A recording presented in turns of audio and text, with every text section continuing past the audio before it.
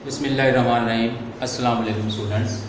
आज हमारा लेक्चर है class 9th new subject chemistry, lecture number 16। Topic है एवोगाड्रोस नंबर एंड मोल। सबसे पहले हम बात कर लेंगे एवोगाड्रोस नंबर की।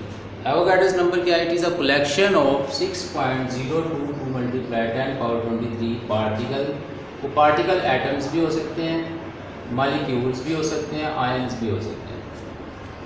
तो सबसे पहले मैं थोड़ा सा आपको एक्सप्लेन कर दूं कि एटम, मॉलिक्यूल और आयंस का मतलब पहले लेक्चर में भी मैं आपको एक्सप्लेन कर चुका हूं। मज़ीद इसकी एक्सप्लेनेशन कर देता हूं। फॉर एग्जांपल मैं पहले भी बात कर रहा था कि अगर हमारे पास कोई एलिमेंट है, फॉर एग्जांपल सोडियम का एलिमेंट है, तो किससे बना हुआ है?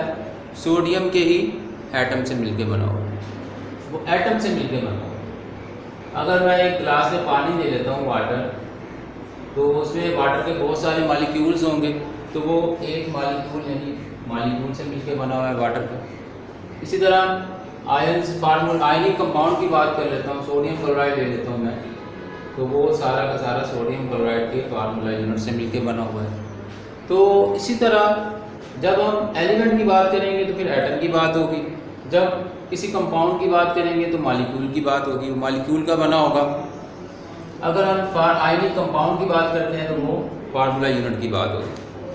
तो अब यहाँ पर ये जो हमारे पास नंबर है 6.02 मल्टीप्लाई 10⁻23, इसको हम एवोगाड्रोस नंबर कहते हैं।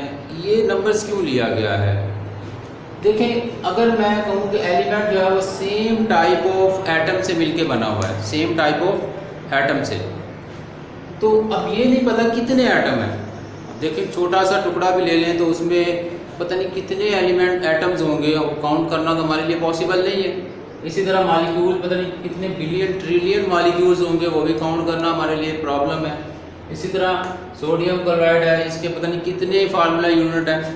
तो एक साइंटिस्ट था एवोगाड्रोस, उसने इस कन्फ्यूजन को दूर करने के लिए उसने एक पार्टिकल की एक तादाद फिक्स कर दी कि उसने कहा कि अगर इतने नंबर ऑफ पार्टिकल यानी 6.02 मल्टीप्लाई 10.3 पार्टिकल्स किसी एटम्स के होंगे तो उसको स्टडी करना कन्वीनियंट हो जाता है, उसको स्टडी करना इजी हो जाता है। यानी कम से कम हमारे पास इतने पार्टिकल हों तो फिर हम उसको क्या कर सकते हैं, स्टडी कर सकते हैं, और इसको हम कहते हैं एवोगाड्रोस नंबर। यानी कि अगर मैं सोडियम के 6.02 मल्टीप्लाई 10.23 पार्टिकल लेता हूँ तो वो कन्वीनियंट है हमारे केमिस्ट्री में स्टडी करने के लिए। अब इतने सारे पार्टिकल काउंट करना हमारे लिए बहुत प्रॉब्लम है। उसकी फिर हमने एक यूनिट बना ली। जैसे फॉर एग्जांपल मैं कहता हूँ कि 1 डोजन बनाना है हमारे पास। 1 डोजन बनाना किसके इक्वल होंगे? या मैं कहता हूँ 12 बनाना है मेरे पास, तो मैं इसको लिख सकता हूँ 1 डोजन बनाना, यानी इसकी एक यूनिट बना ली डोजन, यानी एक डोजन में 12 होते हैं, 12 होते हैं। तो इसी तरह हमने इसको नाम दे दिया मोल का, कि इतने अगर पार्टिकल होंगे तो वो 1 मोल के बराबर होगा। अगर एवोगाड्रोस नंबर जो है वो किसके इक्वल है? 1 मोल के। तो इसी तरह सोडियम में अगर इतने पार्टिकल होंगे तो सोडियम को हम कहेंगे 1 मोल ऑफ Na। अगर सोडियम के एलिमेंट में इतने पार्टिकल मौजूद हैं, 6.02 मल्टीप्लाई 10⁻23 एटम्स मौजूद हैं सोडियम के, तो उसको हम कह सकते हैं 1 मोल ऑफ सोडियम, यानी ये एक यूनिट बना दी है। इसी तरह इतने अगर मॉलिक्यूल मौजूद हैं तो उसको हम 1 मोल ऑफ वाटर कह सकते हैं। इतने फार्मूला यूनिट मौजूद हैं 6.02 मल्टीप्लाई 10⁻23, तो इसको हम इतने 1 मोल ऑफ NaCl कह सकते हैं। तो एवोगाड्रोस नंबर जो है ये एक क्वांटिटी है पार्टिकल्स की, जिसको हम मोल में शो कर देते हैं, और ये क्वांटिटी एक काउंट करने की बजाय यानी कि एक यूनिट बना दी गई है कि इतने पार्टिकल लेने हैं हमने किसी भी एटम के, किसी भी मॉलिक्यूल के, या किसी भी फार्मूला यूनिट के, कोई भी स्टडी करने के लिए और किसी भी जगह पर डिस्कस करने के लिए। इसको जो शो किया जाता है वो Na यानी A कैपिटल रखना है। एवोगाड्रोस नंबर को किससे शो किया जाता है? कैपिटल N और कैपिटल A से। तो इसी तरह हम बात करते हैं मोल की, कि मोल क्या चीज़ है।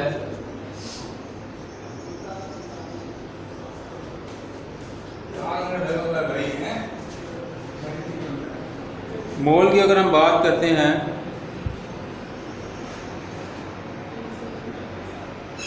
मोल की डेफिनेशन ये है, substance contain 6.02 multiplied by 23 particle. Substance contain 6.02 multiplied by 23 particles. यानी जैसे मैंने एवोगाड्रोस नंबर में आपको एक्सप्लेन किया था कि कोई भी सब्सटेंस है, अगर उसके अंदर इतने नंबर ऑफ पार्टिकल मौजूद हैं, अगर हम उसके इतने नंबर ऑफ पार्टिकल एटम्स या आयन्स या मॉलिक्यूल्स लेते हैं तो वो 1 मोल के बराबर होता है। फॉर एग्जांपल, जैसे पहले मैं आपको बता चुका हूँ कि अगर मैं कहता हूँ कि 12 पार्टिकल हैं किसी चीज़ के, तो वो 1 डजन के इक्वल रखा हुआ है। इसी तरह 6.02 मल्टीप्लाइड बाय 23 पार्टिकल्स हैं, तो वो हो जाएंगे 1 मोल के। तो इस तरह हमने एक यूनिट बना दिया मोल कि किसी भी सब्सटेंस के अंदर हमने अगर इतने पार्टिकल लेने हैं, 6.02 मल्टीप्लाइड बाय 23 पार्टिकल्स लेने हैं, तो वो किसके इक्वल हो जाएगा? 1 मोल के इक्वल हो जाएगा। अच्छा, मोल जो है, इसको यूनिट बनाने की वजह क्या थी हमारे पास, हम ये भी बात कर लेते हैं। देखें, ये जो पार्टिकल है 6.02 मल्टीप्लाइड बाय 23, ये इतने ज़्यादा पार्टिकल हैं कि इनको हम काउंट नहीं कर सकते। देखें, फॉर एग्जांपल मैं कहता हूँ कि एक कार्बन है। अब कार्बन के अंदर जो है उसका जो एटॉमिक मास है वो है 12। तो उसके अंदर उसकी यूनिट होगी, वो होगी 12 ग्राम इन 12 1 मोल। उसका जो एटॉमिक मास होता है वो जब हम ग्राम में शो कर देते हैं, तो इसका मतलब है इसके अंदर इतने पार्टिकल आ चुके हैं। 6.02 मल्टीप्लाइड बाय 23 पार्टिकल इसमें आ चुके हैं अब, और इसको हम 1 मोल के बराबर शो कर देते हैं। यानी ये बाद में निकलने का मकसद ये था कि इतने पार्टिकल कब होंगे किसी एटम में, वो उस वक्त होंगे जितना उसका एटॉमिक मास होता है। किसी भी पार्टिकल जितना उसका एटॉमिक मास या मॉलिक्यूलर मास होता है, उसको जब हम ग्राम में शो कर देते हैं तो उसमें इतने पार्टिकल आ जाते हैं। ये हमने एक यूनिट बना ली है, वरना तो ये पार्टिकल काउंट करने हमारे लिए बहुत प्रॉब्लम हो जाएगी।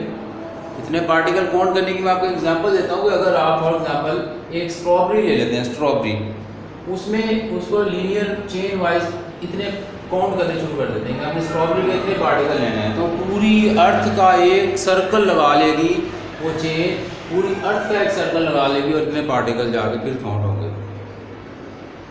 या फिर आप इन पार्टिकल्स को काउंट करना शुरू कर दें, काउंट करते करते 11 साल लग जाएंगे, 11 ईयर लग जाएंगे, आपको ये पार्टिकल काउंट नहीं होंगे।